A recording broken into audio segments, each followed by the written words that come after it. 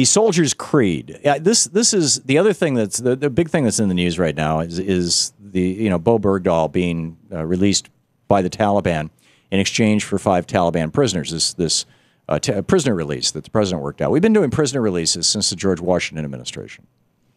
Prisoner exchanges. The Prime Minister of Israel recently traded one Israeli soldier held by I think it was Hezbollah in exchange for 1,000 of their terrorists or killers or members or whatever you want to call them. One for 1,000. Nobody criticized him. And I'm sure when Obama released Bergdahl, he expected everybody in the country to say, hey, good on you. I mean, the American Soldier's Creed, this is over at army.mil. Right? This is the official Army website. Army's values. I am an American soldier. I am a warrior and a member of a team. I serve the people of the United States and live the Army values. I always place the mission first. I will never accept defeat. I will never quit. I will never leave a fallen comrade.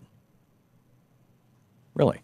The Airman's Creed. This is for the U.S. Air Force. Again, this is airforce.com.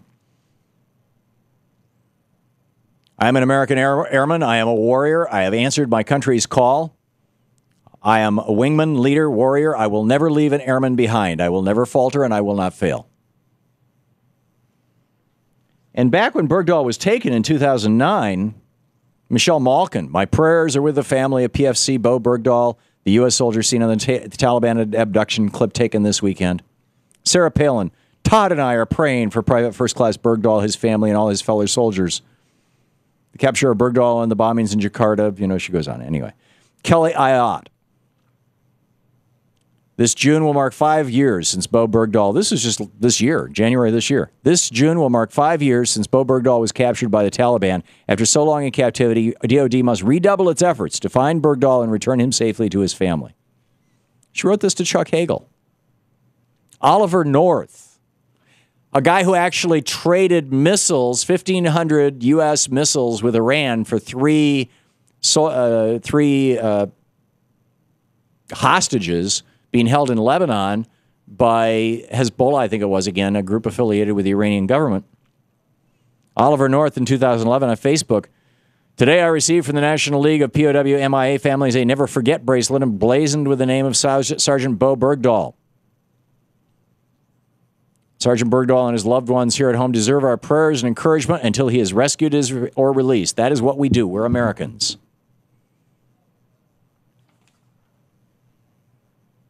These are, the right-wingers, right? But now, for some reason, they're attacking the president for doing a prisoner swap. They're saying he went AWOL.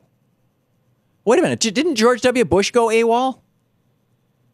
I mean, literally, he left. He didn't. In fact, he didn't just go AWOL. He deserted. You're a deserter 30 days after you go AWOL. George W. Bush, with still a year left in his enlistment, moved from Texas and the Champaign unit of the Texas Air National Guard to Alabama, where they rented a house where they caused so much damage. It cost tens of thousands of dollars to repair the house. It turned into a frat party house. And Bush kind of slipped into a year-long alcoholic haze and never went back. He was a deserter. George W. Bush. Look it up. Ollie North negotiated with Iran.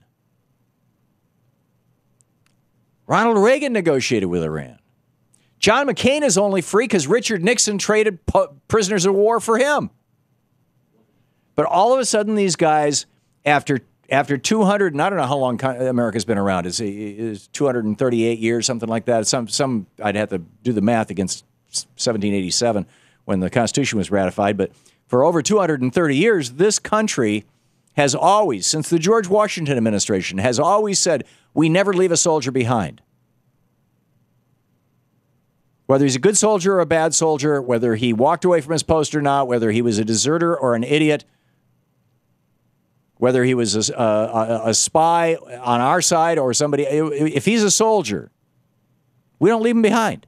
We do whatever it takes. And I'm just frankly astonished. I don't know how to, I don't know any better word than astonished that the Republican This does not happen in a vacuum. In fact, yesterday they identified the guy who's been organizing this, and he worked on the McCain campaign, on the Romney campaign. There is an organized attempt to get right-wing guests on talk shows, largely Fox and all the right-wing radio shows, but also in the mainstream media, to get these guests on to criticize Obama for this prisoner release, for getting back one of our soldiers. I'm astonished. This is un-American. You're listening to the Thom Hartmann Program. Call 866-987-THOM. This is the most craven kind of partisanship. If Obama had been a Republican, they wouldn't be saying a word, and you and I both know it.